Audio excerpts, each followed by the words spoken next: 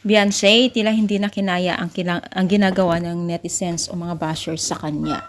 So ano nga ba ito? So bago natin ipagpatuloy ang ating pag-support to this video, kung bago ka pa lang sa aking channel, please subscribe po, like, and pakit na rin po natin guys ang notification bell upang ma-update po tayo tuwing ako po nag-upload sa mga viral and trending video. Alam niyo ba guys na itong si Beyonce at Kalingap Edo ay tila hindi po maganda ang trinatrato ng mga netizens or hindi po maganda ang mga bagay-bagay na kanilang ipinagbabato sa kanila. At ito ay mga basher na patuloy na naninira sa kanila at tila walang magawa sa buhay dahil sa kanilang ipinapakita at sinasabi sa kanila. Alam niyo ba guys na wala talagang magagawa yung mga beneficiaries kung sila talaga ay nagsasalita ng ganitong klaseng pananalita.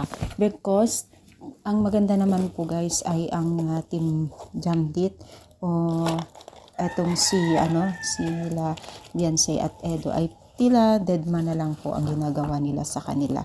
At patuloy sila na ganito ang pinapakita pa rin sa kanila na kahit wala naman pong ginagawa ng dalawang mag-love team na ito sa kanila. Pero syempre hindi naman po dahilan para mag-stop po o hindi na ipagpatuloy ang kanilang ginagawa, di ba? So basta ang mahalaga ay itong si Beyonce, si Edo ay nasa tamang magandang gawain, no?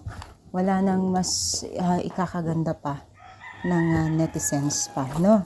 Kasi ang maganda nito itong si Medit itong si Beyonce ay patuloy pa rin po ang pagbibigay ng galang sa mga taong nakapaligid sa kanya. Yan naman ang maganda sa kanya. Hindi siya pumapatal kung kahit ano pang ginagawa at sabihin pa ng netizens sa kanila. Yan naman. No? Ano masasabi ninyo? I-comment lang pala itong ating video. Thank you.